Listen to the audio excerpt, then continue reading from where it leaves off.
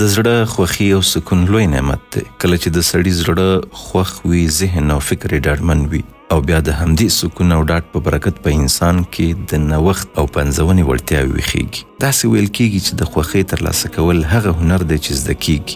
هر څوک چې د خوښۍ د لاسته راوړلو هنر زده کړي، هغه وخت به د ژوند په خوند پوه شي.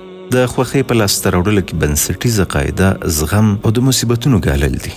څوک چې د ګاللو توان لري، له حوادثو او پیښو څخه نه ډارېږي او په عادي شیانو نه خفه کېږي. هر انسان د خپل توان او زړه د پاکوالي په کچه خوښ وي.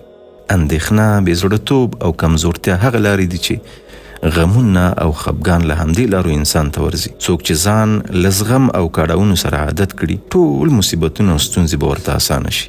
د نیکمرغۍ او خوښۍ او دښمن تنګ نظري ده، په دې معنا چې انسان یوازې د خپل ځان په غم کې وي او نور هر څه ترې هیر وي. الله جل جلاله د خپلو دښمنانو په اړه داسې ویلي دي: هغوی د خپلو ځانونو په غم کې وو. دغه ډول لنډ فکر او تنګ نظره خلکو ته ځان ټوله نړۍ ښکاري، بل هیڅوک نه ویني. موږ باید کله ناکله څو شېبې ځان هیر کړو او د نورو په غم کې شو. د دې لپاره چې خپل غمونه مو هیر شي، دا کار موږ ته دوې ګټې لري. یو دا چې ځانونه نیکمرغه کوو، دویم دا چې د نورو په نیکمرغه کولو کې هم ګډون کوو. د خوښۍ ترلاسه کولو یو اصل دا دی چې انسان خپل فکر کابو کړي او پرې نږدي چې فکر یې له کومې موخې پرته هرې خواته خور شي. که فکر خپل سړی ته پرېږدی، له پولو اوړي او له پیدایښت څخه تر اوسه ټول غمونه د مخې تګ دي. کله چې فکر خپل سر ته پرېښودل شي، وحشتناک او له غمونو ډک تیر او راتلونکی د مخې ته انځوروي. بیا به په غم او اندېښنه واوړي او ولولې به دې د اور د لمبو په شان راوپارېږي. تل د فکر کابو کوه او په ګټورو کارونو کې یې کاروه.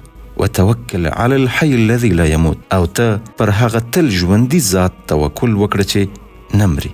د خوښۍ لاسته راوړلو هنر باید زده کړو، باید لارې چارې یې برابرې کړو او ځان دومره ورسره عادت کړو چې په خوی مو بدل شي. دنیا د دې وړ نه ده چې په تریو تندي ژوند پکې وشي.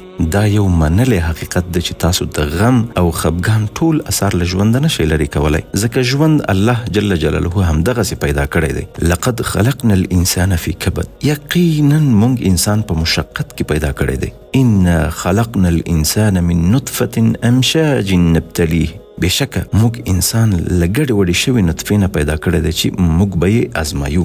الذي خلق الموت والحیاة لیبلوکم ایکم احسن عملا. الله جل جلاله هغه ذات دی چې مرګ او ژوند د دې لپاره پیدا کړی چې تاسو وازمایي او په تاسو کې د عمل له پلوه کوم یو ډیر ښه دی. له دې ټولو خبرو څخه هدف دا دی چې خپل غم او خفګان لږ کړئ. که ته وایې چې زه باید د خپل ژوند له کتاب څخه د غم او خفګان ټولې پاڼې څرې کړم، دا هیله به د جنت په باغونو کې پوره شي. همدا وجه ده چې کله جنتیان جنت ته دننه شي، نو دا خبره به وکړي: ټول د کمال صفتونه هغه الله جل جلاله لره دي چې له موږ نه یې خفګان لرې کړ.